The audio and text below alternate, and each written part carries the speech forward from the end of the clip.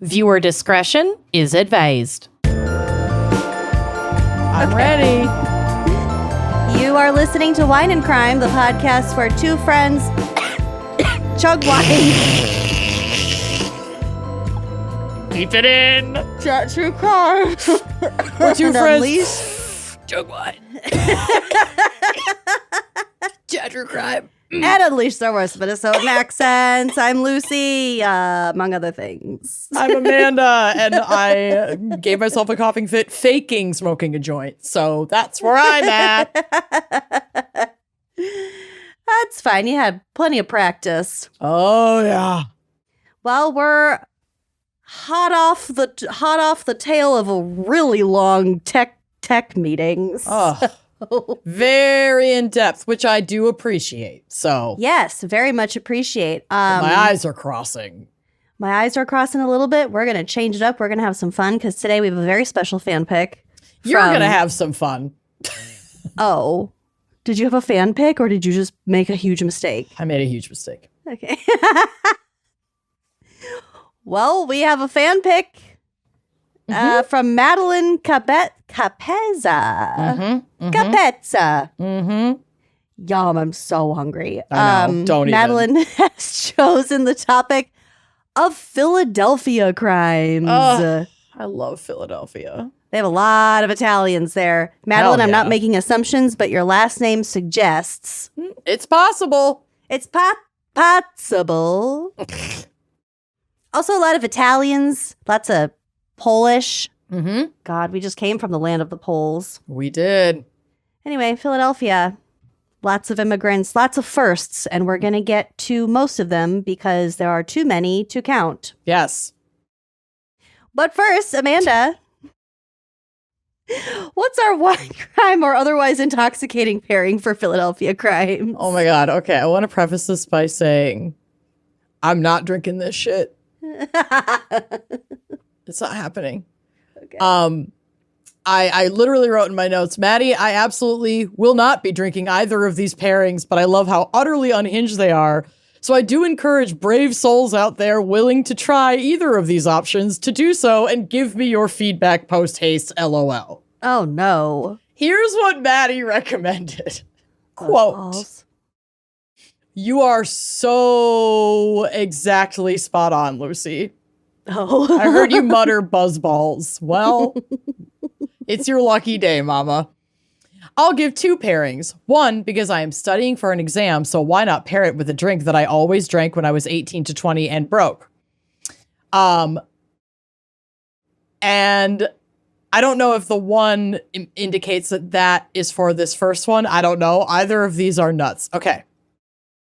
She recommends a gold has to be gold in parentheses. Four Loko. Oh, no. The OG Four Lokos? The OFs? Mixed with a single Country Time lemonade packet.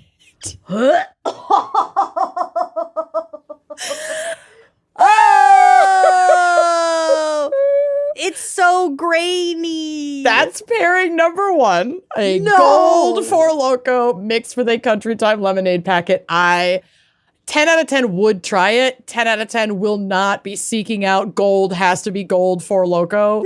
Gold has to be gold. I actually do have Country Time lemonade mix in my house right now. So I have 50% of the ingredients, but I was not willing to cross the finish line. So as I'm reading this, It's not the load-bearing 50%. no. So I'm reading this and I'm like, okay, well, I'm not going to do that. What's the second pairing? A Tequila-Rita Buzzball. That was my go-to for parties and little get-togethers in the dorm room. I was shway kidding. So we did get some of the Tequila-Rita Buzzballs when we were in Palm Springs. We got a little Were variety. those the green ones? Yes, they are. I thought it was atrocious. Ecto Cooler flavored. No, they were margaritas. Honey. Okay, They were so gross. I can't. And I really want to encourage you, Maddie, to just love yourself a little more Than you did in college. and especially now as you're like studying for exams because you're not 18 to 20 anymore. We can love ourselves better now. You're 21 to 22. We can. Yes, you can. Si se puede. Hey, we all drank the most heinous shit. We did. UV blue. Oh, yeah. We used to take shots of Everclear in my ex's apartment and chase them with pancakes. Oh, what? Yeah. Mix? When we or didn't just have any, a bite of pancake? no, just a bite of. If we didn't have any mixers, he'd make pancakes. Y'all been there. Oh, man. Been there big time. But The we're not. early aughts were wild. They were something else. Yeah, we're not there anymore. So those are the pairings. Hard pass. I'm going to stick with herbal remedies today and my trusty glass of water. And let's take a quick break to hear a word from our sponsor so Lucy can light her new candle. And here's my pairing, some Welch's Yum. fruit snacks. Oh my God. I have Because fruit snacks sometimes upstairs. having a toddler isn't such a bad thing. There are like 3 benefits to having a toddler, and this is one of them. The snacks. Definitely one of them. All right. I'll think of what the other 2 might be. We'll be right back while she's thinking on that over her fruit snacks. Cravings aren't just about nicotine. They're about the habit, the hand-to-mouth motion, the oral fixation, the momentary pause. When that loop is broken, that's when your cravings spike. And Fume replaces your habit with a flavored air fidget device that gives your hands and mouth something to do, distracting cravings without nicotine, vapor, or batteries. Don't just try to quit. Upgrade the habit loop and reach for Fume instead. I am obsessed with Fume. Like the first time, I've been using it for a few years now. The first time I held it, I naturally just started fidgeting with it, and it's built exactly for that. Like you can use it as a fidget even instead if you don't, want the like oral fixation craving satisfaction or don't need that anymore. It's still like an amazing little fidget that helps distract you instead of giving into a craving, which is super, super helpful. And it really is just like an easy swap. And I know those first few days when you're like moving away from the previous habit can be really, really brutal. But Fume is such a valuable piece of support in that process because, again, not only does it satisfy that hand-to-mouth and oral fixation, the flavors are really delicious and you can change them up seasonally. So I know it's technically spring, but I'm still kind of clinging to like my cinnamony one. Like I had this like cranberry kind of cinnamon flavor, but they also have flavors like crisp mint. If you like the sweeter, fruitier flavors, they have raspberry and these really, really yummy ones. And when you grab a journey pack, you'll also get a free gift just for using our code GALS. So tell us more. Fume has already helped over 700,000 people take steps toward better habits, and now it's your turn. Use our code GALS to get a free gift with your journey pack. Head to tryfume.com, that's tryfum.com, and use code GALS to claim your free gift today. If you're like me and you ever wake up feeling sweaty, feeling real cold, feeling uncomfortable because of the temperature regulation fail in your bed, I'm telling you right now, that temperature in your bedroom, in your literal bed, can make or break your sleep. It can be very disruptive to your sleep to have your temperature fluctuating all throughout the night. This is a huge part of why I switched to Miracle Made sheets. They are inspired by NASA technology, and they use silver-infused temperature-regulating fabric to help you sleep perfectly all night long. Yeah, NASA, women in STEM. Yup. So these NASA-inspired silver-infused fabrics, these sheets, they help regulate your body temperature. So whether you're a hot sleeper, a cold sleeper, if you just kind of wake up clammy and it's not comfortable, Clam. not the clam. It doesn't matter. These sheets help keep you in the comfort zone all night long. They are my personal favorite set of sheets. And they stay clean longer. Thanks to their antibacterial silver technology, Miracle Made sheets stay cleaner and fresher up to 3 times longer than regular sheets. That means they don't stank as quickly or nearly as much as like your standard sheets. Also, less laundry for you. So that's just a treat right there. They feel just as good, if not better, than the sheets you'd find at a 5-star hotel, but without that steep price tag. They're so smooth. They're breathable. They're so comfy. They're my favorite sheets. And they're great for your skin because all that hidden bacteria in regular sheets clogs your pores, causes breakouts all over the bod. We can't have that. Miracle Made's antibacterial design helps you sleep cleaner and clearer night after night. So upgrade your sleep or give the gift of better rest. Go to trymiracle.com/gals to try Miracle Made sheets today. You'll save over 40%, and when you use promo code GALS, you'll get an extra 20% off, plus a free 3-piece towel set. They make an amazing gift, and with a 30-day money-back guarantee, there's no risk. That's trymiracle.com/gals, code GALS at checkout, and thanks to Miracle Made for sponsoring this episode. Shopping for things in that are going to go inside your home, it is so hit or miss when you go to a brick and mortar store if they're going to have something that is within your budget that matches your decor, especially if you don't live in a super metropolitan area. The key to finding stuff that fits in your home is shopping online, and that is exactly how it goes for your window treatments and your blinds. And that's why 3-Day Blinds is perfect. It brings the showroom straight to you, so you don't have to spend your Saturdays shopping for blinds in a store blindly. Yeah. I didn't realize how much cats can destroy your blinds, and I have been I'm so excited about this sponsorship because I'm very excited to dive into 3-Day Blinds, because I know I have at least 4 sets of blinds that need to be replaced because the cats have destroyed them to be able to look out the window. Yep. So thanks for that. And thank God there's a better way to buy blinds, shades, shutters, and drapery. And I'm telling you, it's 3-Day Blinds. They are the leading manufacturer of high-quality custom window treatments in the United States. And right now, if you use our URL, 3dayblinds.com/gals, they are running a buy one, get one 50% off deal. So if you're like me and your cats have destroyed multiple windows, this is your moment, baby. Like we said, we could shop for almost anything at home, so why not shop for blinds at home too? 3-Day Blinds has local, professionally trained design consultants who have an average of 10 plus years of experience that provide expert guidance on the right blinds for you in the comfort of your home. Just set up an appointment and you'll get a free, no obligation quote the same day. And if you're also like me and you're not very handy, DIY projects can be super fun, but measuring and installing blinds can be a bit of a challenge. Thank goodness, again, the expert team at 3-Day Blinds handles all the heavy lifting. They design, they measure, they install, and then you can sit back, relax, and leave it to the pros, and then suddenly you have new blinds that your cats can't ruin. With 3-Day Blinds, you choose from thousands of options that fit any budget or style, plus from light filtering and blackout blinds to motorization and smart blinds that work with Alexa. The future is now. 3-Day Blinds is a real upgrade for your home. It's not just a replacement. Honestly, the selection of their blinds is really amazing.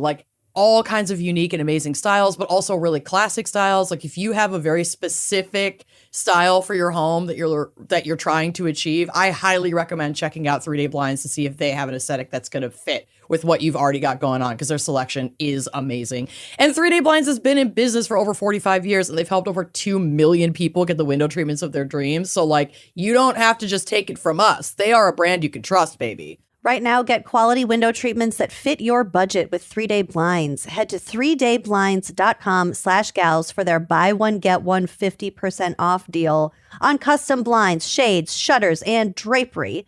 For a free, no charge, no obligation consultation, just head to 3dayblinds.com/gals one last time. That's buy one, get one 50% off when you head to the number 3dayblinds.com/gals. Lucy,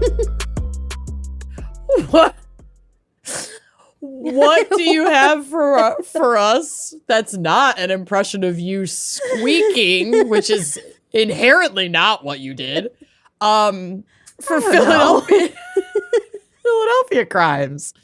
Oh, I don't know what I did, man. Speaking of toddlers, I've been talking in weird ass voices a lot lately. Yeah, that felt like a me moment. You were possessed by a spirit. That made no sense. Can I tell you June's current favorite song is that Sia song, which is called Titanium, but I feel like it should be called Fire Away. Oh, okay. Fire away, Yep. fire away. Yep. It's like a club song. It's like David Guetta. I think it's just Guetta, but sure. Yep. Guetta. Greta. Greta. Yeah. 7 a.m. That's a rough one. That's not a song for the morning. Okay. Anyway, I won't squeak. Philadelphia is a city and a port in southeastern Pennsylvania at the confluence of the, I don't know how to say this, Schuylkill? Schuylkill? Schuyllkill. Hold on. Shickle. Hold on. Give me a shekel and I'll get your pronunciation. Shall kill. There's too many kills in that area, too. I know it means something. I didn't look it up. Okay. Schuylkill. You're kidding me. Nope. Schuylkill. Okay. I mean, it's probably, Schuylkill. Before you knock it, it's probably of like indigenous origin or just origin that isn't what we're used to. Yeah, I mean, Schuylkill. Schuylkill. But there's a lot of names like that in that region that it's like, I think they've got to be Dutch or something. Okay, let's find out. Dutch. Oh, yeah, the Dutch. You're right. Yeah. You're right. They're fucked up. Mm-hmm. I myself have Dutch ancestry, so I know how fucked up we are. And it shows. It really shows. The Okay, colonizer in me Schuylkill? is strong. Schuylkill? They call me Schuylkill. Skewlin means to hide, and kul means stream or creek. So it translates to like hidden river or hidden creek. There we go. Okay, that's the kill. The kill, Kul. stream. And the Delaware rivers. Nice. And there we go. It is the largest, meaning in the sense of most populous city in Pennsylvania and the sixth largest most populous city in the United States. Mm-hmm. Philadelphia's nicknames include Philly, the city of brotherly love. We'll come back to it. The birthplace of America, the city that loves you back, the city of neighborhoods, the Quaker city, and the Cradle of Liberty. Here is a fucking sentence. Well, Okay. actually exactly two sentences from Encyclopedia Britannica, and they carry a lot of weight. Oh, no. Philadelphia has been described both as the elegant but rather jaded great lady and as the overage and sickly spinster of American cities. Okay. A more realistic look at Philadelphia, however, shows it to be a very modern and vigorous city, arising in gracious counterpoint to the deep serenity of an older city that has provided gentle but firm intellectual, economic, and humanitarian direction to the nation at whose birth it played midwife. Yes, here we go. Put some respect on her name. She's not a washed up old crone. What is going on here? She's a midwife. My God. Jesus. She's a modern woman. Scathing. I know. It was like, Jesus. Encyclopedia Britannica, fucking relax. No offense, but I love it when he goes overboard like this, though. It's one of the things I love most about him. no offense, but Philly is an elegant but rather jaded great lady, and as the overage and sickly spinster of American cities. Don't take this the wrong way, but like, What she's is a beautiful a and vitamin? elegant great lady. What is a NutriBullet? I don't know. We probably shouldn't say the whole thing. We probably shouldn't. Okay. Is a NutriBullet Vitamix Sensation 5200 kitchen system. Compact. Compact kitchen system. Okay. Might I ask? Pre-European contact, the area was The inhabited. good old days. For real, the good old days. The area was inhabited by the Lenape people, and that word meant or means original people or also grandfathers, because their tribe was sort of known to be peacekeepers in the region between other tribes, which is not to say they didn't get into scuffles, but, you know, they Sure. were kind of the more mature tribes. Okay. It was the vibe I got from the 4-minute video I watched. Mm-hmm. They're also called the Delaware people. So if you see tribes or people who are living under the name Delaware, like up in Eastern Canada, or even in like the Western United States, that's where these Lenape people were forced to move to. So they might be called, you might see random spots of Delaware in places where the state of Delaware is nowhere near. So they lived in the village of Shakamaxon in present-day Philadelphia and the surrounding area.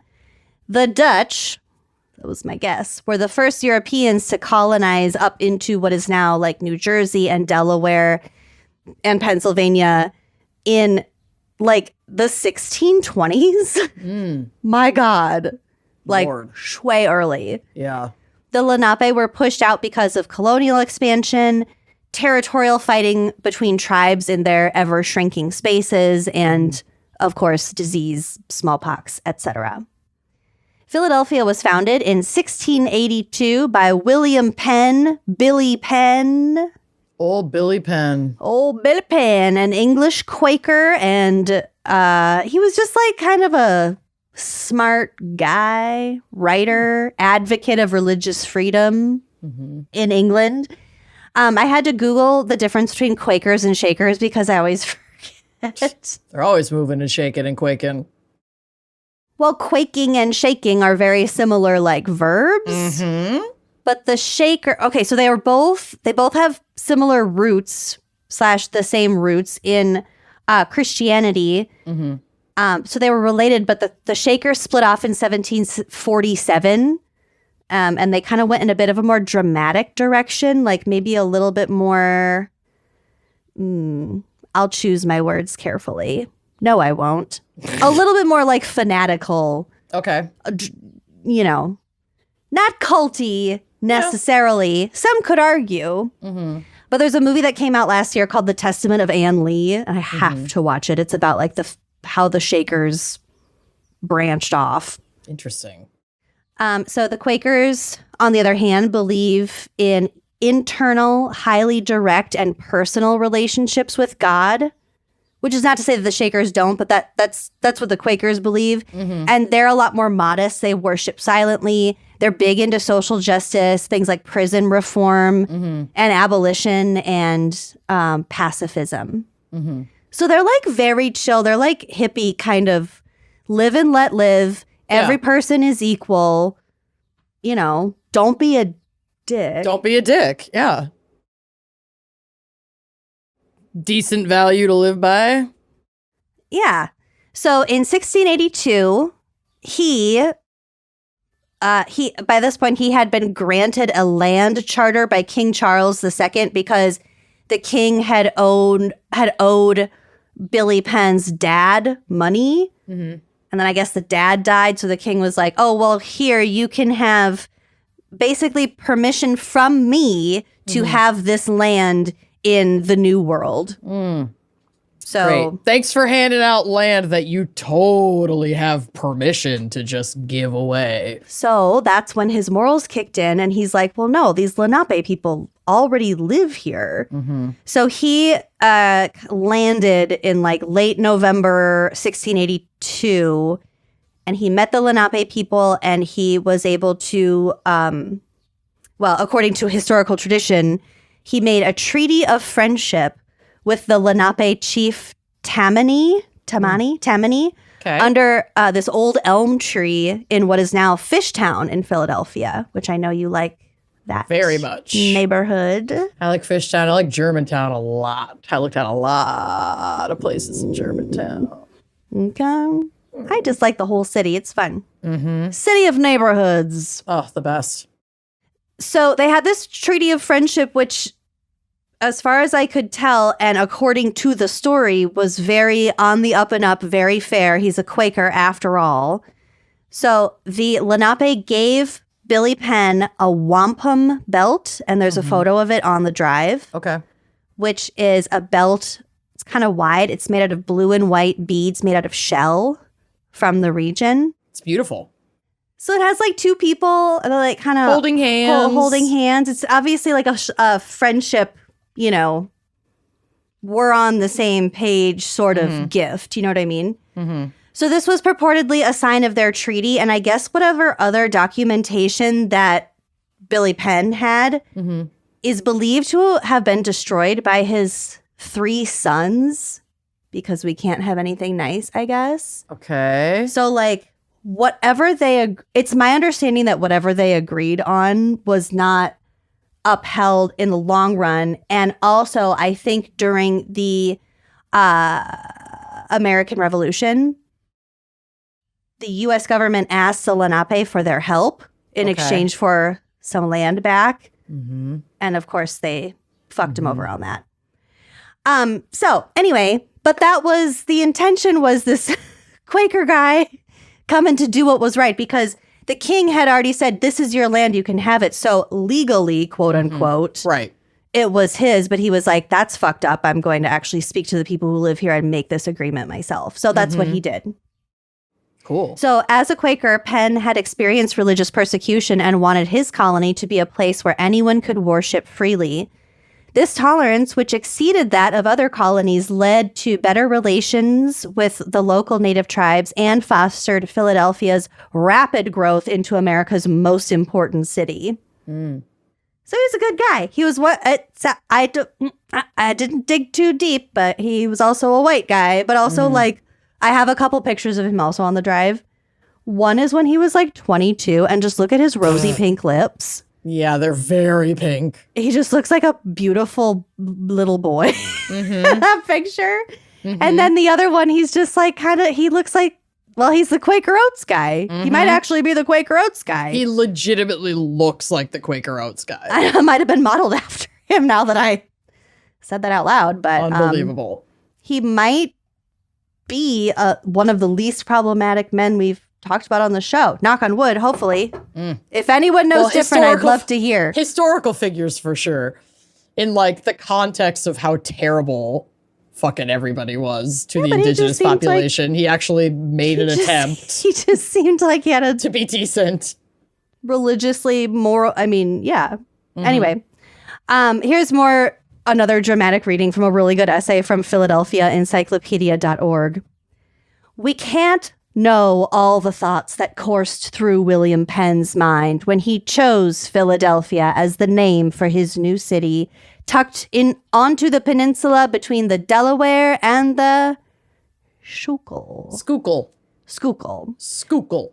What we do know is that he chose boldly, aiming for the vault of heaven, daring irony to strike.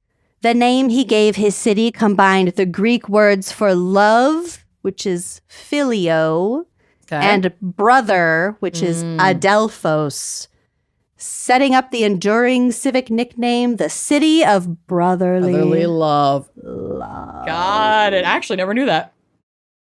Phileo adelphos. I want a filet mignon right now. We'll get to the food. Oh my God. The beef on weck we finally had. Bitch, that was delicious. So Loved fucking it. good. Loved that was it. the best thing I think I ate. Yeah, it's like basically a really good Arby's roast beef without the melted cheese. Well, like a It's really so good bun. Yeah, well, that's the weck. I know. That is the weck right there, Gotta honey. give it to the weck. Give it up for the weck.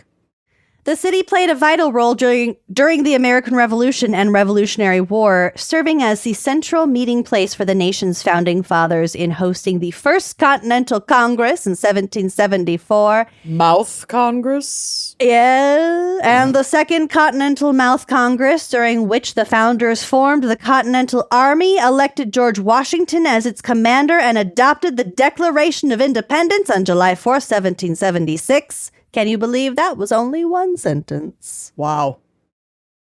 This is from Wikipedia. Back to William Penn. My God, he's just such a sweet pea, I think, again. Yeah, careful.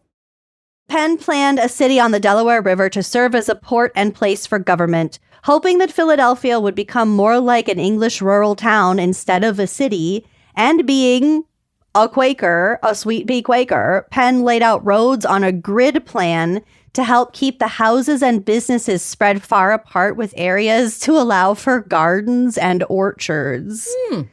But the city's actual inhabitants didn't actually follow his plans and instead crowded the present-day port of Philadelphia on the Delaware River and subdivided and resold their plots. So they were just like, nope, this is easily 4 little houses. So much for that beautiful landscaping plan. But before Penn left for Philadelphia for the final time, he issued the Charter of 1701, establishing it as a city. So don't forget, he was British. He went back to England after founding the city. Though poor at first, Philadelphia became an important trading center with tolerable living conditions by the 1750s. Benjamin Franklin, a leading citizen, I don't think he was born there. I think he moved there later. That makes sense. He helped improve city services and founded new ones that were among the first in the nation, including a fire company, a fire department. Right. And a hospital to care for the, quote, sick, poor, and insane living on the streets. He also founded the nation's first library, which is the Library Company of Philadelphia in 1731. Dang. These are old-ass dates for this country. Yeah. It served as the Library of Congress from the Revolutionary War up until 1800. Unbelievable. And then Philadelphia also has the oldest zoo, first chartered in 1859. Okay. All right, now we're going to get to the flag. Oh, Because I'm a flag hag. So the city's flag was officially adopted on March 27th, 1895. So it has 2 blue stripes, which are described in one article as UN blue. They wanted to make it the same as the UN flag. Sure.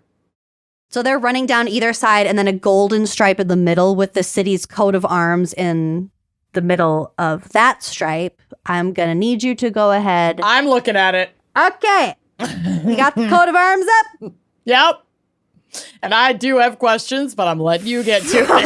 I don't think I'm going to answer them, honestly. Girl, I can't. I looked. It's like Sicily with the legs. With the legs. Oh, it's amazing. The disembodied limbs. Yeah, can we not? Flags. It's too much. I like these ladies, though. I like them the a lot. too. I like the ladies, too. Okay, so from Wikipedia, the current version of the coat of arms was designed mainly by Colonel Frank Marks. Okay. Marx. Ugh. And adopted by the City Council on Valentine's Day, 1874. According to the city code, the city seal is arms, but not the one arm, just the arms. On a blue field, a fess golden between a plow above a ship, in full sail below, both proper.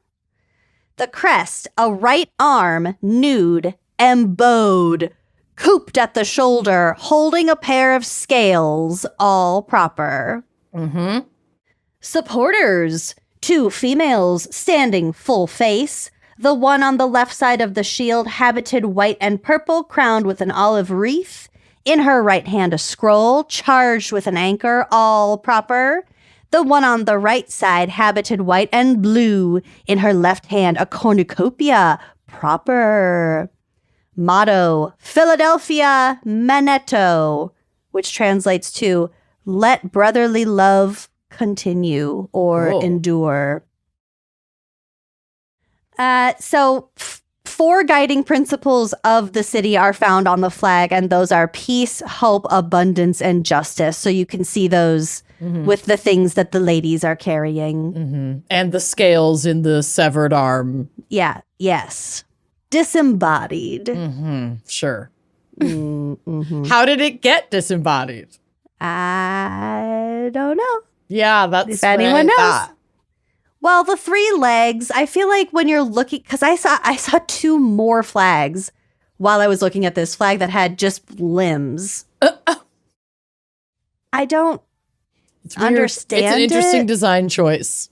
I feel like we could do something a little bit more abstract. Or it could just be a set of scales. Why? This is unnecessary. I want to know the intention and the meaning behind this singular arm. And if there isn't one, let's create one. Let's unpack that. Yeah. Yeah. Okay, so when I think of Philadelphia, I think of pretty much one thing, and that is the Mutter Museum. Oh, what about Bach Bar? What? That gorgeous view on the roof. Ooh, that was good. On that like old school building. I had a grapefruit shrub beverage, like a beer. Mm-hmm. Oh my God. It was the best thing I've ever drank in my life. Mm-hmm. Anyway, I had such a good time in the 2 days we were in Philadelphia. But I did look into the Mutter Museum, and I have to tell you all about it. Okay. Housed within the College of Physicians of Philadelphia, and by college, it's not a school with like students. It's a college in the sense of like a members organization. Mm-hmm.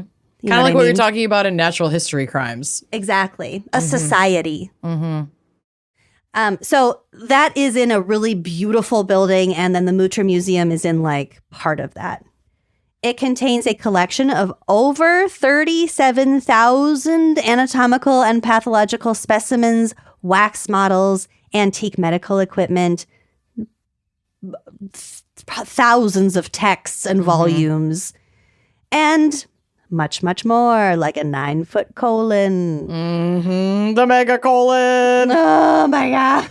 The soap lady. The soap lady. She's so beautiful. Stunning. So the museum was founded with a gift from Dr. Thomas Dent Mutter. Get him. What if your name was Dent? I'd... He's kind of a hottie, though. Look at his picture on the drive. Oh, okay. He's very severe. Yeah, I could see it. Yeah. I could see it. It's a Beautiful really beautiful portrait of him, too. Look at his silken collar. His I was curls. just I was so drawn to this photo, drawing, whatever it is. Daguerreotype. Yeah, she's gorge. Yeah. Dr. Mutter can fall. Okay. Get it. So he gifted this on December 11th, 1858. Here's a little bit about him, because of course I dug in. Mm-hmm. He operated on hundreds of patients to repair deformities and became the first American surgeon in 1846 to administer ether anesthesia in the city of Philadelphia. I think he was the first doctor in the U.S. to do it, but it happened in Philadelphia. Okay. By him. Right. He is best known for the Mutter flap, which he used in order to treat burn victims. And this procedure is still used today. Wow. So I'm going to describe what the Mutter flap is, because I had to know. Also, do you know about ugly laws? What? They weren't rescinded until like the fucking 70s in some places. They were passed laws that if you were deformed or if you had a disability that was like physically visible, you could get fined for going into public spaces. Oh, for fuck's sake. Yeah, they were called ugly laws. I feel like we should do a drunk dive about them sometime. I'll put it on my list. Yeah. But it's a real thing. I believe it. Well, every time we peel back another layer of human fucking disappointment and depravity, I just am like, God damn it. Not surprising. No. So this was in like the 1940s. Okay. So it was way after the American Revolution and before the Civil War. So it wasn't like wartime deformities. But I'll get to that. This is from the Philly Voice. Quote, the Mutter flap was a revolutionary surgery intended to help burn patients. Between the open flames in kitchens and gas lamps used for lighting, fires were fairly common in the 19th century. And given the extremely flammable materials used in clothing, like the hoop skirts, didn't we talk about that in the Southern Bells? Yeah, I think we did. The fires were a real thing. Yeah, women were especially susceptible to horrific burns. And this was an especially awful predicament for people who had burned their necks or their faces. So you know how when you have a burn or like scarred skin like that, over time, the skin gets really taut. It changes the elasticity throughout the healing process. So if you had been burned and hadn't been treated properly on your neck, your whole mouth and jaw could be permanently opened. Without the like proper elastic support of the skin, then it without like the proper slacks. treatment of the burn, because that skin is going to tighten up. I can't remember what it's called. Not contraction. There's a term that they used in this article, but it talks how the skin it tightens and then like pulls the mouth over and open. So there's those are those illustrations that you might have seen on the drive with the mouths all the way open and the skin is stretched. Oh, it's so sad. Yeah, so these people can't go into public. They can't not under the laws that they were then. That's and I don't know about the laws, but I do know that ugly laws were a real thing. Yeah. But I think just stigma-wise, you're not going to find a partner. You're not going to get a job. You can't go into public. Your family's probably, and not to mention the discomfort itself, you know?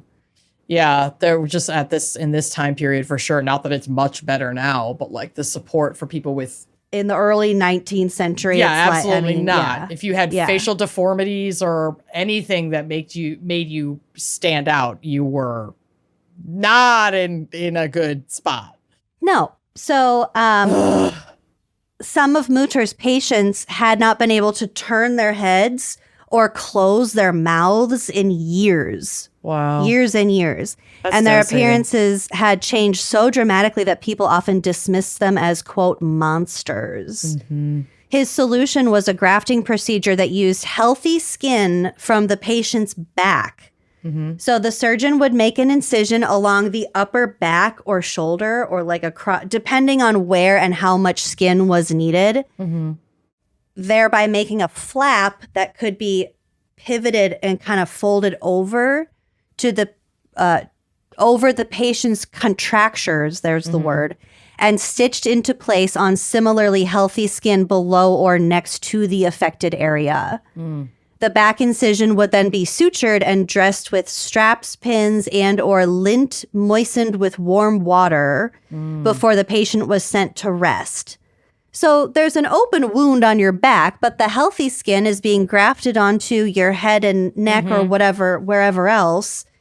And then you're just kind of left to heal. And so your back is scarred, but that's okay. Your face is not as bad as it used to be. All right, you can close your, like, imagine the quality of life improvement. They can eat, they can speak. I have a little Yelp review from one of his patients here coming up. Okay. A doctor would make frequent check-ins over the ensuing days to watch for signs of fever or infection, but the results were astonishing. So they had a testimony earlier in this article from a woman that said something like, death would by far be a preferable solution to how I'm living every single day. So this same woman gushed about her new life in a letter to the doctor saying, quote, "The comfort and satisfaction I feel cannot be expressed. Your exertions in my behalf have been blessed far beyond my most sanguine expectations. You have set my head at liberty so I can turn it any way." Her literal head. Wow. "At pleasure and without pain. You have relieved the drawing of my eye." She couldn't close her eyes. "And I am also enabled to close my mouth with comfort, a blessing that cannot be described." Wow. Wow. That's amazing to get a testimonial too, like historically.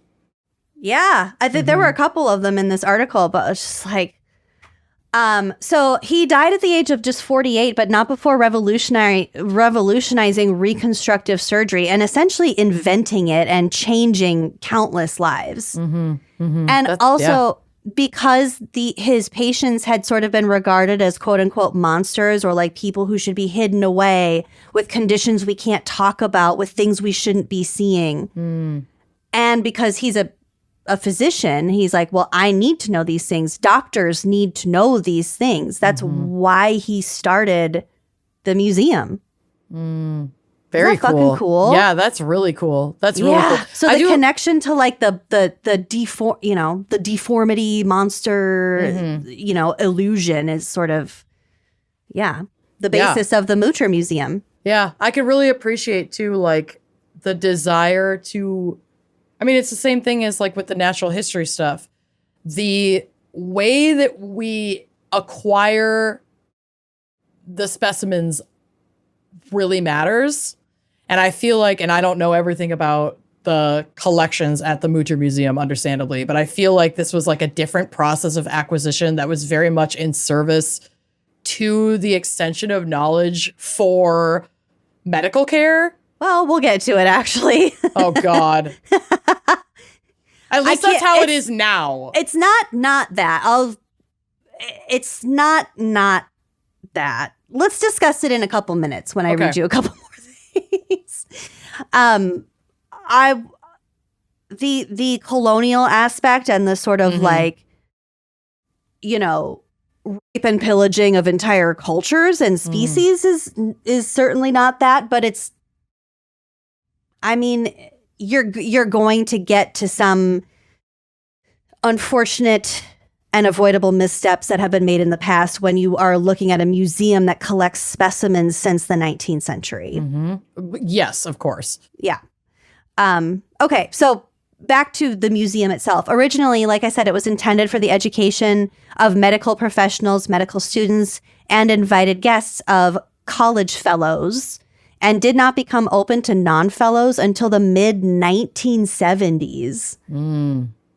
That seems late. I mean, 70s was a shockingly long time ago at this point, but yeah, it existed for over 100 years before that. Collection items, artifacts, and specimens were acquired globally. They came from absolutely everywhere. And as Ella Wade, who was the curator from 1939 to 1957, says, quote, "The Mutter Museum Committee, as the minutes show, proceeded to spend Dr. Mutter's money like sailors on shore leave." Uh-oh. So what they would do, because they had all of this money from Dr. Mutter to collect specimens, their policy was to, I guess, the fellows and students and whoever, maybe? Whoever was on the committee, anytime they went traveling anywhere, if they picked up anything, they could expense the cost of the item and all associated expenses to like their travel. Yeah, so they can have a big old party. They come home with one thing that maybe they acquired through shady means, and then the whole thing is a write-off and approved. That's kind of the vibe I got, because they have such a wide variety of so many random things. And some of them seem like, not a joke, but there's like a healthy sense of humor, I feel like, that's sort of threaded through this museum. And as I'm about to tell you about my new fucking hero, that's not an accident, and I don't think that I'm far off in that. I don't think that I'm far off. Okay. So I guess maybe this is your permission to feel a little bit the same way, even though it's a museum of like medical anomalies. So that's how they got like just a bunch of random shit from all over the world without like a seemingly very intentional like method of going about, or like a very strict guideline of the things you were really necessarily trying to collect here. Sure. So today the museum collection includes a vertebrae of John Wilkes Booth, half of Albert Einstein's brain, a cancerous growth from the mouth of President Grover Cleveland. Bro.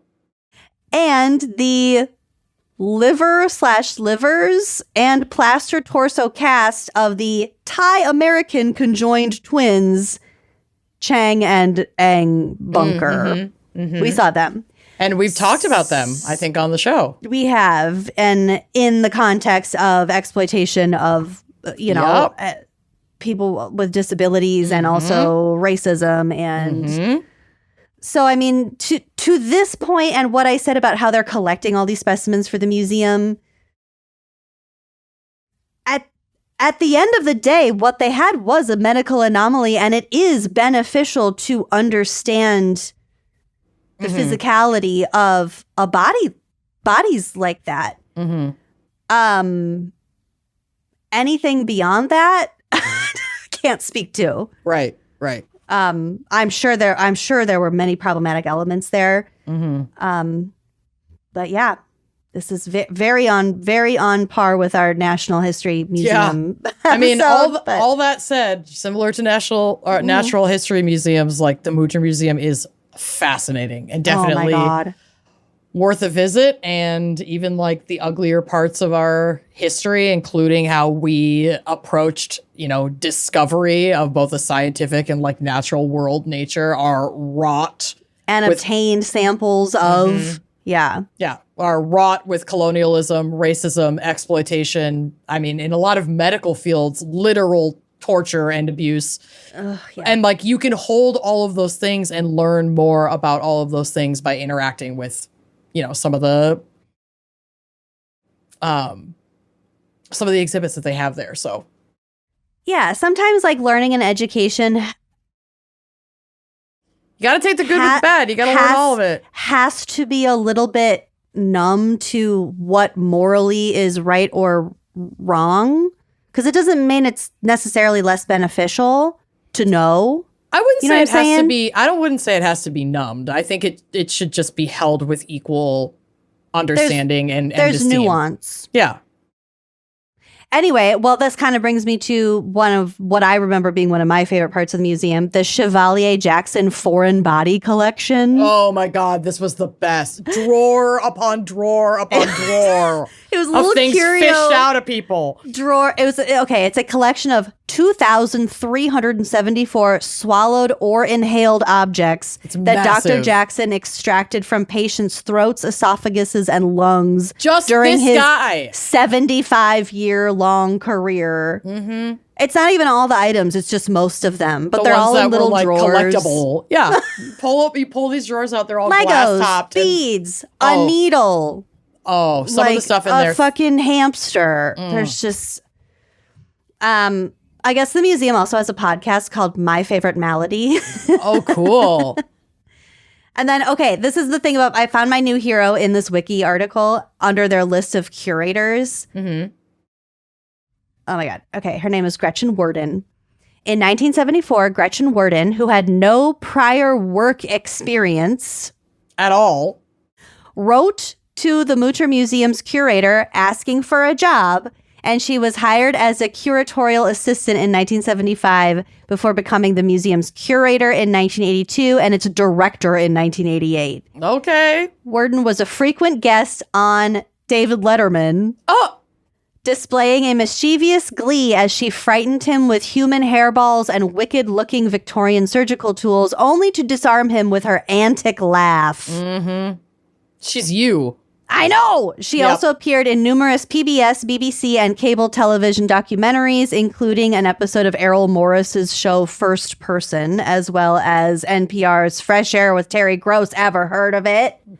On the museum's behalf. No, but I don't want you to yell at me. Oh my God. Fuck. Every day I wonder more and more how we're friends. Well, you've never watched Parks and Rec and you don't care about Twilight. So you have your things and I have mine. That's true. I don't have the energy to be mad at you too. I'm mad at so many things in life. Dude, I know. It's exhausting. You're off the hook. I can't add you to my list. You're off the hook because we're too tired. I'm too exhausted to hold any type of resentment. Well, not any. Well, to me. To you. Yeah. Literally to you. I would come to you and be like, I'm too tired to fight. I need to just... Okay. Gretchen Worden was also instrumental in the creation of the numerous Mutter Museum projects, including the popular calendars and the book, The Mutter Museum, of the College of Physicians of Philadelphia. During Worden's tenure, the visitorship of the museum grew from several hundred visitors each year to, at the time of her death, more than 60,000 tourists annually. Wow. So she clearly did a lot to infuse the museum with visitors. you can't look at that kind of shit all the time and not have a sense of levity to it. And that's how I feel about our job, too. Oh, it's like, yeah. we talk about such important things and we spotlight important cases and concepts. And to come at that stuff with deadpan? What? Get fucking real. There's got to be balance to the Grow universe. up. Yeah. There's got to be. All right. So to close us out, I have some fun facts about Philly. Okay. Fun facts, capital PH. Like I said, so many firsts. They had the nation's first daily newspaper, which was called the Philadelphia Packet and Daily Advertiser. It rolls off the tongue. Love it. No notes. Philadelphia in 1784. Jesus. And had a 6-year publication run, but for 1784 and also like that's very good. Period. That's a very important time period to be publishing in Philadelphia. The Philadelphia Inquirer is the third oldest daily newspaper still being published in the United States. And the Philadelphia Tribune, founded in 1884, is the oldest continuously published African-American newspaper. Hell yeah. The University of Pennsylvania was the first university in the United States. Damn. I didn't know that. Opened the nation's first medical school in 1765. Damn. How did they even have medicine then? Girl. The Children's Hospital of Philadelphia was founded in 1855, first hospital in the country devoted exclusively to kids. And so maybe it's not surprise to anyone that 1 out of every 6 doctors in the country receives medical training in Philadelphia. Also, the Pit. Oh, my God. Oh, well, that's Pittsburgh, but yes. I know, but are you up to date? Yes. Very much so. Don't say anything else because I do not want to spoil. Well, it's not until tomorrow. Yeah. But Oh I don't my want to God. spoil As last we week's. record. If people are behind, we would get so much hate. Oh, I won't spoil anything. It's Okay, just good. a phenomenal show with excellent acting. And I also didn't know that the doctor with the the really type A doctor is Bryan Cranston's daughter. Oh, yeah. Well, she's likely on the spectrum, but yeah. Oh, Her character. Yeah. The character. She's very type A. Yeah. She's amazing. Yeah. She's such a good actor. I know. Okay. Philadelphia became the site of the first organized protest against slavery when the 1688 Germantown Quaker petition against slavery was drafted. It's also the site of the first African-American church, which is the Mother Bethel AME Church, which was established in 1794. Wow. There's just so much history. It makes me dizzy.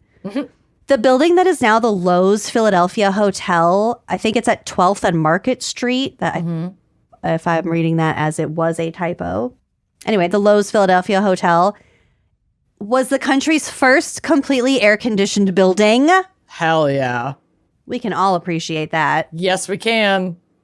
From its completion in 1901, Philly's City Hall was the world's tallest habitable building for 7 years until 1908 when something else was built that was taller. Damn. But it is still the largest municipal building in the country. Cool. Great. The world's tallest habitable building. That's pretty wild. crazy. Yeah. Yeah. The city takes art very seriously. They're known as the mural capital of the U.S., with more than 2,000 outdoor murals like around the city. And they have that like locally famous, I can't remember their name, mosaic artist. Like a lot of those murals are like huge mosaics. Oh, dang. It's really, really, really cool. I remember seeing the little mosaic like pothole fillers, like when people like guerrilla style go out and fill the potholes in their neighborhood, but they put like, some artwork in there. I remember seeing those. Yeah, they when have were a around. whole Philadelphia's Magic Gardens is a giant mosaic garden. Oh, cool. Super cool. Yeah, the city is widely cited as having more public art than any other in the country, and it has like a insane number of statues too. I'm not sure if those are like public statues or they're like in museums, but lots of art. Speaking of Damn. art, what? Yeah, sorry. No, I looked up the Magic Gardens, created by mosaic artist Isaiah Zagar. The Magic Gardens spans 3 city lots and includes indoor galleries and a large outdoor labyrinth. The mosaics are made up of everything from kitchen tiles and mirror shards to bike wheels, Latin American art, and china plates. The space is open for public view from 11 a.m. to 6 p.m. Wednesday through Monday and closed on Tuesdays. Check it out. But you'll see stuff like that like scattered throughout the city as well. It's not just in that one space, but it's super cool. Yeah. Oh, I want to go back. Take me back. Dutch settlers introduced the soft pretzel in the 18th century. Yep. When I was trying to convince Bill to move there, I brought him back a soft pretzel magnet from Philly from my last time that I was there. And it didn't work? Well, it did work. He was on board, and then COVID happened, and we didn't move. Oh, right. Yeah. COVID. I'm glad you didn't go. I know. There's still time. There's still time. So there is a lesser-known Philly sandwich. Locals enjoy roast pork with broccoli rabe and provolone, in addition to the more famous cheesesteak. Broccoli rabe? Yeah. What's that? I can only think of broccoli rabe from The Office. I think it's like broccolini, isn't it? Broccoli, R-A-B-E, rabe. Rapini. Oh, yeah, it is. It's like broccoli. Oh, it's different, though. What's it's the like difference leafier between broccolini? What's the difference between broccolini and broccoli is it rabe or rabe? Rabe. Broccolini has long, slender stems topped with small florets, and broccoli rabe is made up of leafy greens with an occasional floret. Am I getting my mind blown that broccoli rabe name is a double entendre joke? Yeah, you are. Broccoli rabe is a real Rob. thing. And that's why it was funny, because it's R-A-B-E, but it's pronounced Rob. So like their college friend, Broccoli it was funny Rob. because it was like this inexplicable reason, like we don't have the lore as to why Rob is Broccoli Rob. The lore is included if you know what Broccoli Rob is. No. No, I don't like this. I don't like this. Next. I knew something more about The Office than you did for just a brief second. You did, and that's great. And I'm fine with that. And now I don't know what I know and what I don't know and what's real and what isn't real. Well, I'm almost done with my segment, so bear with me. Oh, God. So next time we go to Philly, also I have to go to, I don't know if it's Reading or Reading, because isn't it Reading, Pennsylvania? It is. It's Reading. You nailed it. So the Reading Terminal Market is the longest running farmers market in the United States. So they're open year round because it's indoors. Vendors sell everything from fish, vegetables, chocolate, flowers, cheese, probably some broccoli rabe if it's in season. Also, there's a place in Old City north of Arch Street, and between Front and 2nd Streets is Elfrith's Alley, which is America's oldest continually inhabited street. Crazy. How did they even come up with this shit? Well, I mean, if you think about it, if you're the first kind of like modernized, they're the first city. So people have just been like first city in the newly established United States. Yeah. Obviously, these are like the oldest through a colonial mindset. Yeah. Didn't we say Albany was the first city? I don't know. I wasn't listening to myself. Okay. It's called Center City because 25% of the population of the United States lives within 5 hours of Philadelphia. Mm-hmm. The fuck? Honestly, this was like why don't we do more shows in Philadelphia? It's a huge reason why I wanted to move there. They have a great train system that goes to a lot of different cities throughout the East Coast. Trains. I know. Many East Coast cities are less than 5 hours from Philadelphia, with Washington, D.C. and New York City being the closest major cities, which are both within the 5-hour radius. Mm-hmm. My last fun fact, if the Liberty Bell rang, it would be in E flat. Wow. And that's my segment. That's Hope you all we something. Need to know about Philadelphia. Mooter's flap. Yep. And E flat. Dude, the flap. The flap and the flat. The flat. Unreal. I went to the Liberty Bell with Bill. Super disappointing. It's so boring. It's like people that go to Plymouth Rock and they expect to see like a huge rock. And the Liberty Bell, like, yeah, it's cool, but it's like it's certainly not the biggest bell in the country, as we know. Hell no, it's not. I don't God remember bless. what the biggest one is, but Was that Buffalo? Was that the Buffalo Crimes episode? I don't know. I don't know. No. One of y'all has the biggest bell from a recent episode, and our brains wipe the second we turn off. Somewhere in the U.S. So is there's the a bigger biggest bell in America. Oh, God bless Philly. God bless all of your information. Oh, also, Betsy Ross, there is no evidence to support the idea that she sewed the first American flag. Ish. So don't bother going to the house. Mm-mm. Go to Not the Neuter worth Museum. Yeah, go there instead. See the soap lady. All right, let's take a quick break to hear a word from our sponsors and then come back to get into some really fucked up shit. Great. Nope. Mother's Day is coming, baby, and this Mother's Day, frame what makes your mom special with Aura frames. Oh my gosh, I love my Aura frame. Me too. I'm obsessed with it. It's in my kitchen. I love it so much. I want to give these to everybody. It's literally the perfect Mother's Day gift. I just added some new ones, some new photos from my phone to my frame last night because I was scrolling through 2024, early 2024, and that's when June was so little, and I was like, this is such a baby, and I just wanted to have a frame with a rotating digital photos that I can just have all my favorites just going all day. It's the gift that keeps on giving, honestly. Truly. Also, my grandma has one and she loves it. So Aura frames offer free unlimited storage. You can add as many photos and videos as you want. I love the videos. I know. They're so goofy. I have so many videos of you and I just screwing around. It plays my live photos. Oh, no. I'm obsessed. I love it so much. Yeah, my favorite photos that rotate are like the candids of like something weird June was doing, or like, you know, a couple of like just her bare bum like running through the kitchen, you know? And it's those just like chaotic like motherhood moments that they just go by so fast. And what a great way to memorialize these moments that at the time I'm sure I was just like, get back here, but also like, man, you're only 1.5 once. So Aura frames, they are a top rated app. They've reached #1 in the App Store on Christmas Day in 2025. They are so great to gift. You can preload photos before it even ships. So straight out of the box, the recipient can plug it in and be like, oh my God, you really do love me.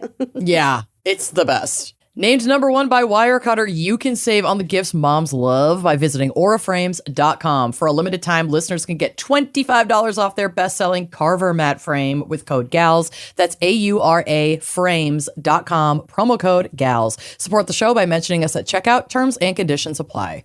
Did you know Fast Growing Trees is America's largest and most trusted online nursery with thousands of trees and plants and over 2 million happy customers? They have all the plants your yard or home needs, including fruit trees, privacy trees, flowering trees, shrubs, and houseplants, all grown with care and guaranteed to arrive healthy.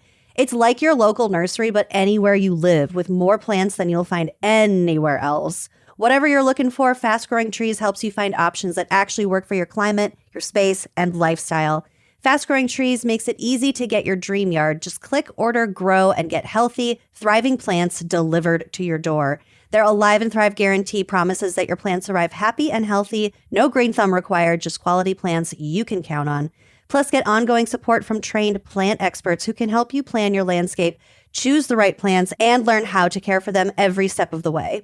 They really do make it so easy. I planted a cherry tree that I got from them last year. I'm waiting on a new tree that I got from them this year. I'm so excited. This is like my favorite time of year is planting. And it truly arrived like so safe and cozy in its box already with like little happy buds on it. I had to wait with it indoors for like a week or two before I could plant it because it just came a little bit early. And it was like already thriving just like in the conditions that it was sent in. And then they made it so easy for me to learn like how to transfer, how best to plant this tree, where in my yard is best to plant this tree, what kind of light it needs. Like it really, the whole process held my hand throughout the entire thing. And you really don't need a big yard or a lot of space. You can grow lemon, avocado, olive, or fig trees indoors, along with a wide variety of houseplants, all grown with care and hand-selected to thrive in your home. So if you're not someone with access to an outdoor garden, that does not mean that fast-growing trees is not for you. Every plant, like Lucy said, is backed by their Alive and Thrive guarantee. They are guaranteed to arrive healthy and ready to thrive in your yard or in your home if that's where they're supposed to go. It's so fast. It's so easy. The online ordering is great. It sorts, like you can search by your zip code. It tells you what your zone is. It will recommend the plants that are going to work well in that zone. So I feel like I'm never accidentally buying something that I really shouldn't be planting in Minnesota, which I love. They have a huge selection, over 1,600 varieties of trees and plants. Like Lucy said, including those fruit trees, evergreen trees, shrubs, flowering trees, shade trees, houseplants, and so much more. And their plant experts are on call to help you plan your next landscape project. They can help you find the right plants. They can help you learn how to care for them. They really take good care of you from start to finish. Right now, they have great deals on spring planting essentials, up to half off on select plants. And listeners to our show get 20% off of their first purchase when using the code GALS at checkout. That's an additional 20% off better plants and better growing at fastgrowingtrees.com using the code GALS at checkout. Fastgrowingtrees.com, code GALS. Now is the perfect time to plant. Let's grow together. Use GALS to save today.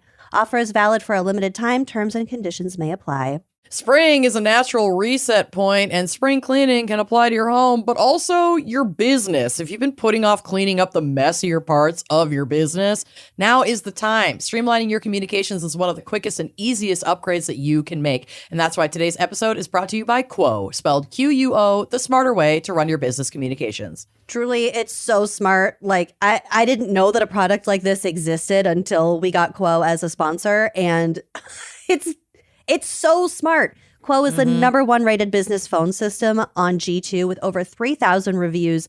It's built for how modern teams work. And that's why more than 90,000 businesses, from solo operators to like growing full teams, rely on Quo to stay connected, professional, and consistently reachable. It works wherever you are. So from an app on your phone or your computer, it lets you keep your existing number, which is amazing. You can add new numbers or teammates in just minutes. You can sync your CRM and rely on seamless routing and call flows as your business scales. So your whole team can handle calls and texts from one shared number. You're not going to miss any messages. No conversations are going to be disconnected. Everyone can see the full thread, making replies faster and making those customers feel genuinely cared for. You're not going to like miss a lead because you didn't get that voicemail or whatever it may be, or a text message. So it's so easy. Everything is all together. It's very, very simple to use. And yeah, this is something that I think any business could truly benefit from. Genuinely. Make this the season where no opportunity and no customer slips away. Try Quo for free, plus get 20% off your first 6 months when you go to quo.com/gals. That's QUO.com/gals. Quo, no missed calls, no missed customers.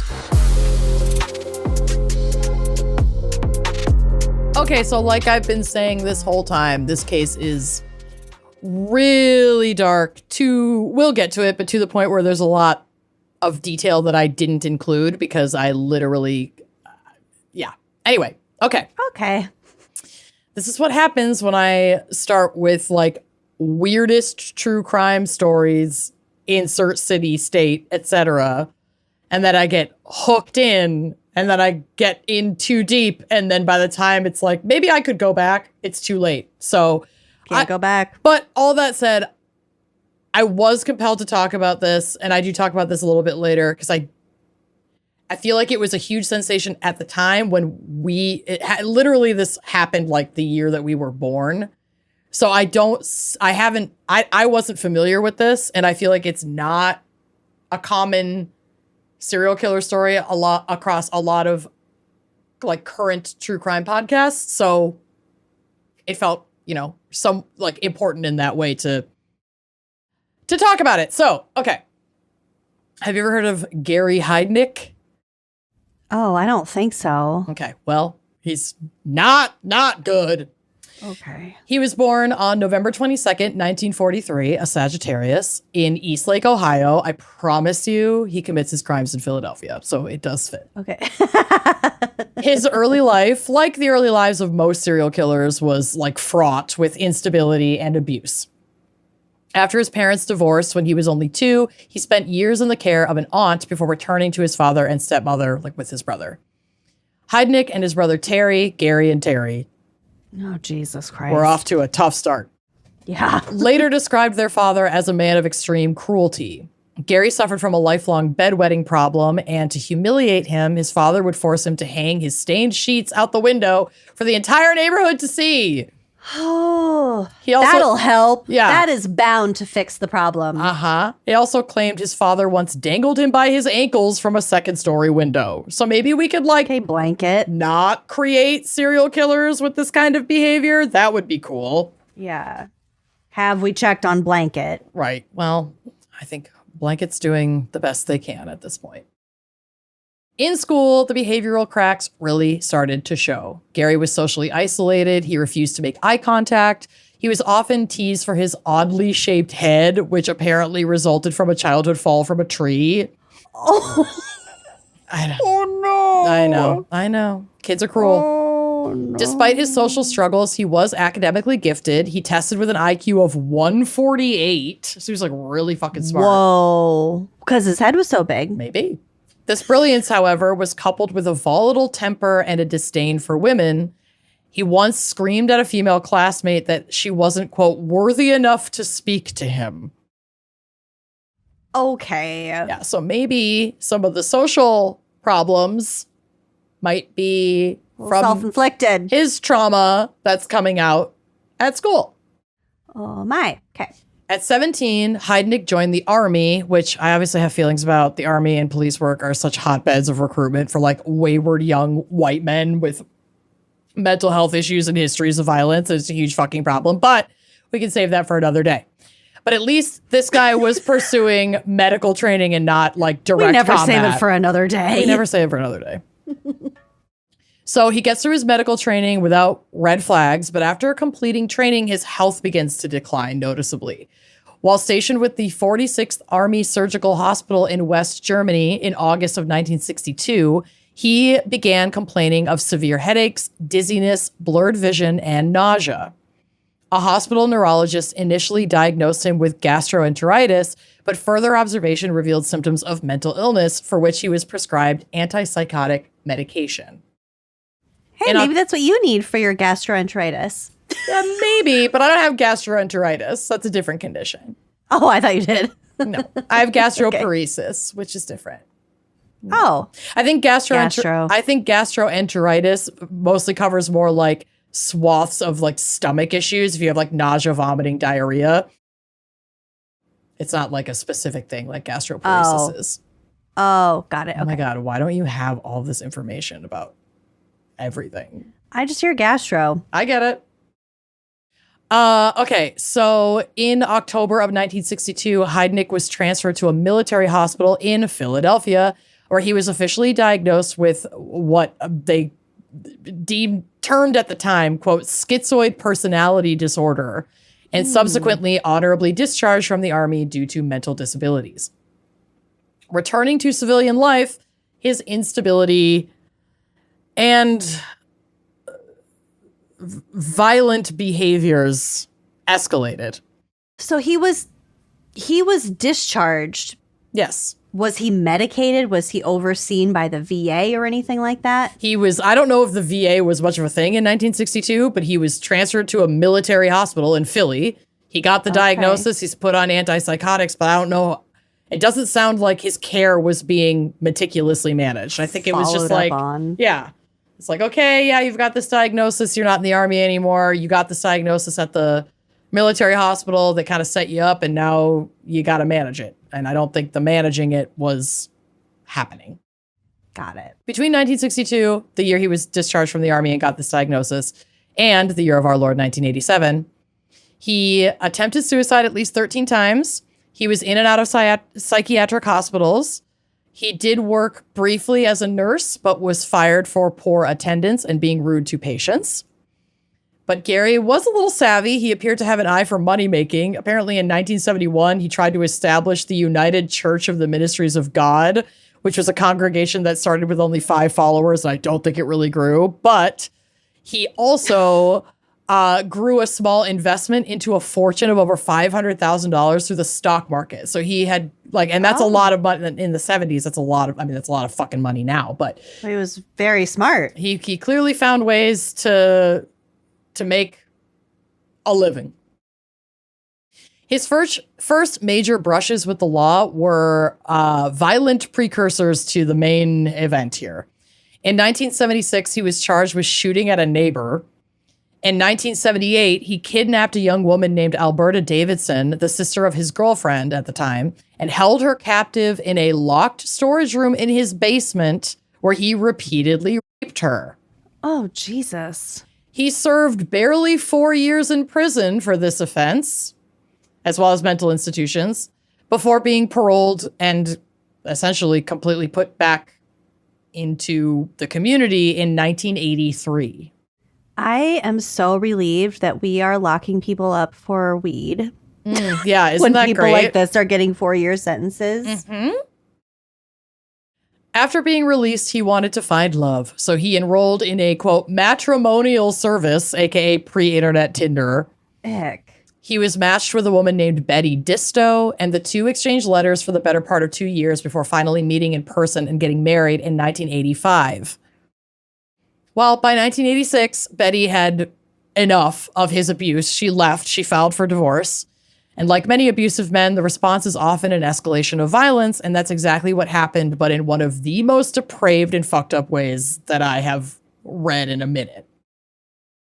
So after losing his wife, he doesn't go after her, which is fortunate for her. Instead, and I think this connects back to like the you're not worthy Oh, God. Yeah. enough to speak to me kind of ideation. That was weird. He becomes obsessed with the idea of creating a perfect race Oh. that would be worthy of his brilliance. To do so,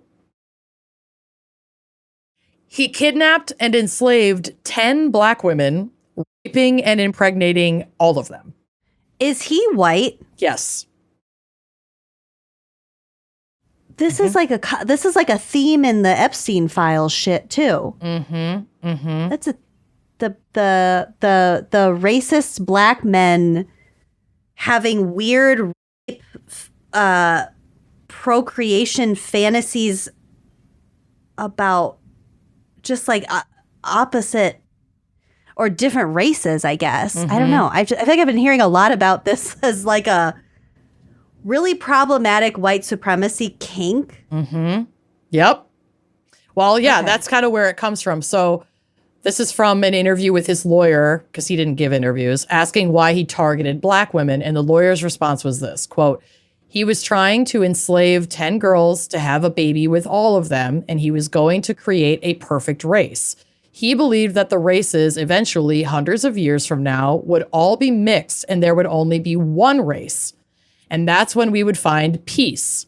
He believed white people should mix with black people and vice versa, so we could get closer to a perfect race. He believed tall people should mate with short people and short people should never mate with short people.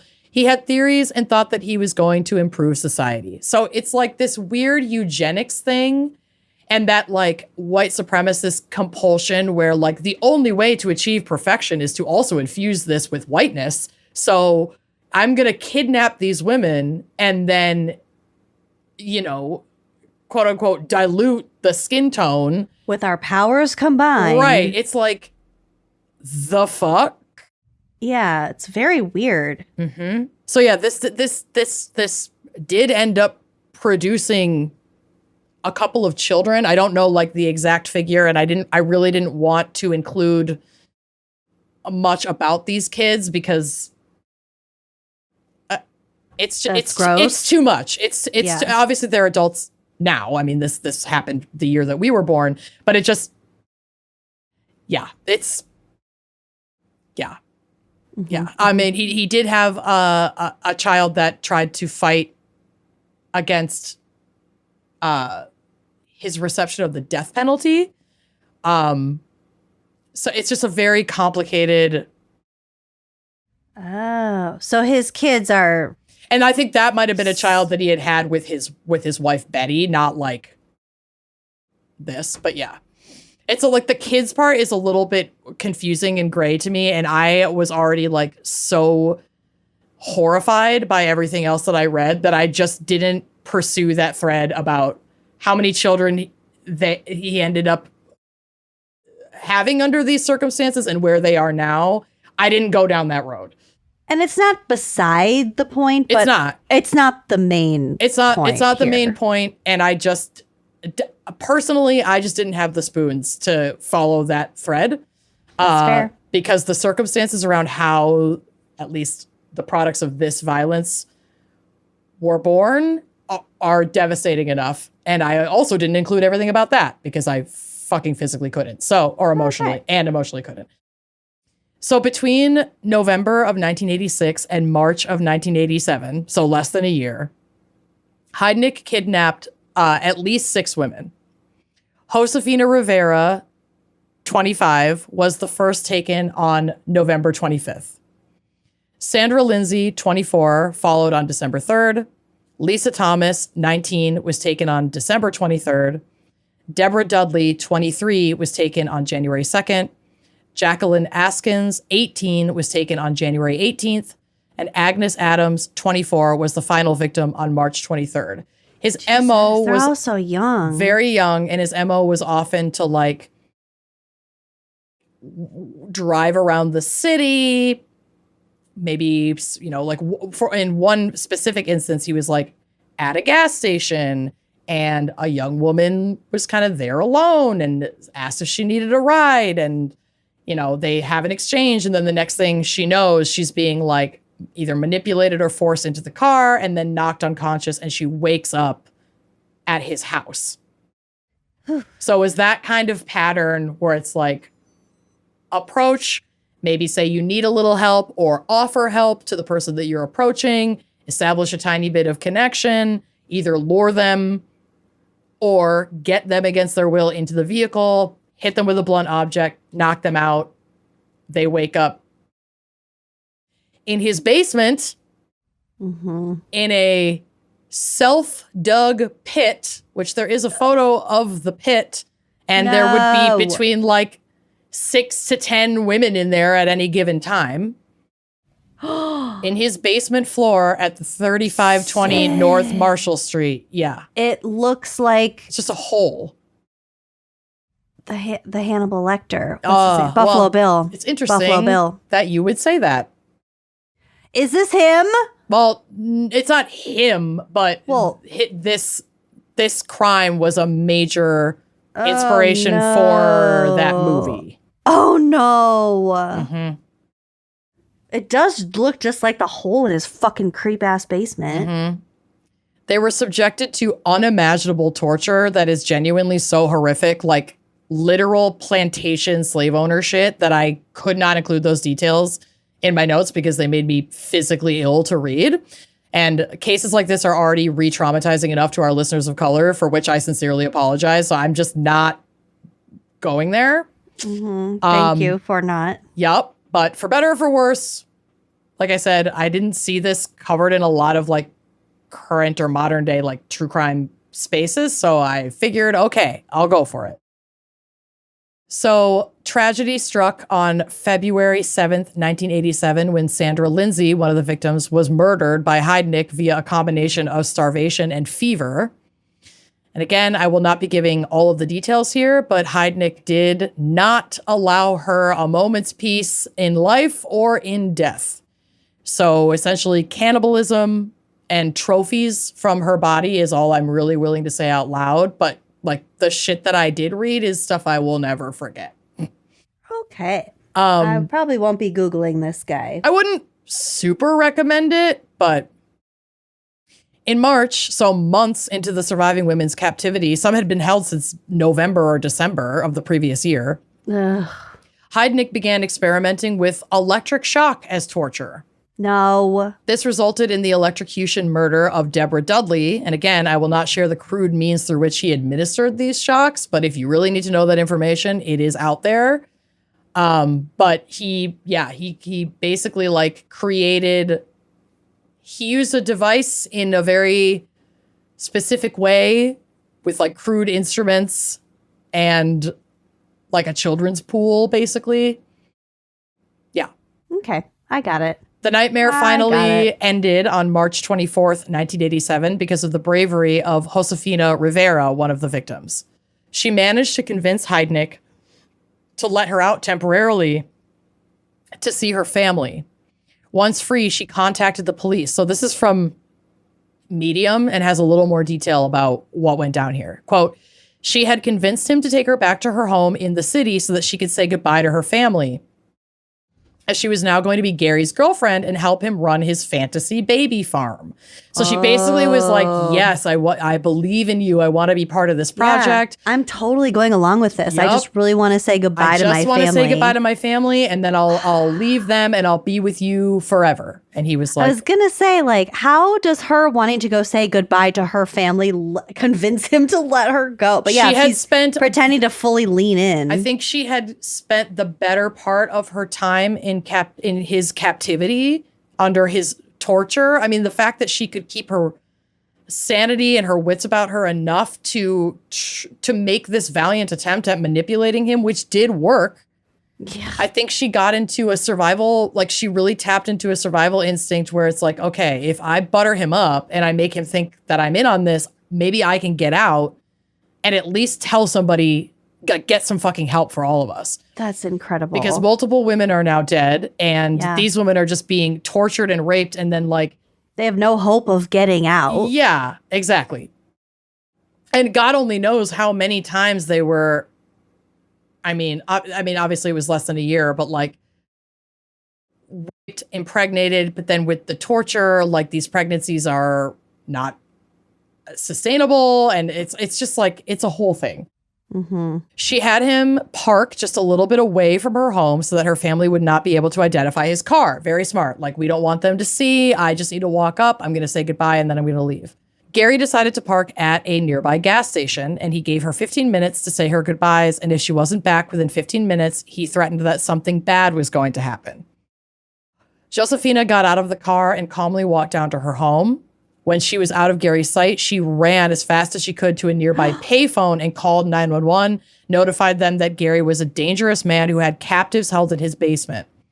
Luckily for her, there was a police officer nearby who went to the location. Went to her, some went to her, some went to his house. Yeah. When officers arrived at the North Marshall Street home, they found the dismembered head of Sandra Lindsay in a stock pot and 3 women chained in the basement pit, miraculously alive. Yeah. Yeah. Stock pot. Mm-hmm. He was cooking her? I mean, I think that's like the trophy thing. But there was... Oh, he wasn't cooking it. It was there was cannibalism. She was the one who had been mutilated after death. It's a little bit of everything all rolled into one, as they say. Damn. Mm-hmm. That's... Yeah. Jesus. Imagine walking into that. Mm-hmm. Like, oh, we got a tip. This might be happening. It might be something a little bit like this. Then you walk in and there's a woman's head in a pot. Mm-hmm. And there were... And you have to work backwards from that. Right. Fuck. And there were confessions from him of not only cannibalism, but forced cannibalism onto the survivors. Oh, my God. And I will, it's one of those things where it's like, I don't want to believe that that's even true. I would rather believe that this guy is so sick that he didn't do those things. He just said he did, but I don't... Or imagined it. Yeah, I don't... Wow. If you're willing to chain up women in a pit in your basement, the bottom, like the limit does not exist. If there's anything we have learned in the last several months, it is that the limit does not exist. Fucking exist. Yeah. Heidnik was arrested later that morning at another gas station. I was the same one that he was with, or if he took off, I'm not sure, but he was arrested promptly. Heidnik's trial in 1988 was a media sensation. His attorney, Charles Peruto Jr., argued for an insanity defense, noting Heidnik's severe schizophrenia and history of institutionalization. To make Heidnik, quote, look the part for the jury, Peruto instructed him not to bathe or trim his beard for months while he was in custody. However, the prosecution countered with Heidnik's stock market success, arguing that a truly insane person could not be such an astute investor. Which, I mean, ableist in its own way. However, it did work. The process, the state wasn't having it. They didn't give him an insanity plea. Like, he was convicted on July 1st of 1988 of 2 counts of first-degree murder and multiple counts of kidnapping and rape. He was sentenced to death, a rare occasion where I can't help but support the use of the death penalty. However, it gives me no pleasure that he never appealed his conviction and allegedly eventually petitioned for himself to be executed. He did not want to continue living. So I hate that he got what he wanted. I didn't know you could do that. Well, I don't think you can necessarily just out of the gate just be like, yeah, kill me. But I think if your lawyer is like, okay, it's time to start the appeals process, and he's like, no, and in fact, I'd like to submit my request to be executed, I'm sure you can just do that. Whether a court's going to honor it, you're just going to be put in the queue. But it's basically just the absolute opposite of trying to not be executed, to be like, I'm cool with it, and can we speed it up? I know, and I guess there is room for debate about how much it costs to execute a person versus keep them alive for the rest of their life. Also, it depends on their age. Also, just putting a number on these things is really gross. Mm-hmm. But all of these things do factor into these kinds of decisions. I would think that if somebody was petitioning for you to execute them, that would be even more of a reason for you to deny that. Mm-hmm. Fuck you, you're not getting off that easy. Because in some cases, you could very validly look at it as that's the easy way out to be executed. I did want to double check this because, again, I didn't follow the children thread, so I wasn't sure. But then I did encounter children later. He did not successfully, Don't thank say God. It like that. No, I know. He did not successfully have children despite impregnating many of these women. None of those pregnancies came to fruition. He did, however, have children with different women from before this happened. Got it. So none of them were his kidnap victims' children. From this particular situation. From this situation. No, I don't know the circumstances. That we know of. Right. I don't know the circumstances surrounding their births. They're certainly not. It says here that there was 3 different women. So it was people before Betty, likely. So how many kids did he have? It says 3. Oh. But yeah, from before this. So I want to just correct myself. Okay, this is the last little bit. So yeah, he petitions for himself to be executed. He is executed 11 years later. So yeah, that petition to be executed, I think, is exactly kind of what we were just discussing. It's it takes a long time. We're not filing an appeal, and instead he's basically saying he's filing officially yup, do it, I'm ready. And then it takes however long it takes to get to that moment. And that moment happened on July 6th of 1999. Gary Heidnik was executed by lethal injection, and he was the last person to be executed in the state of Pennsylvania. The impact of Heidnik's crimes remains a dark stain on Philadelphia's history. The North Marshall Street address became synonymous with, quote, the House of Horrors.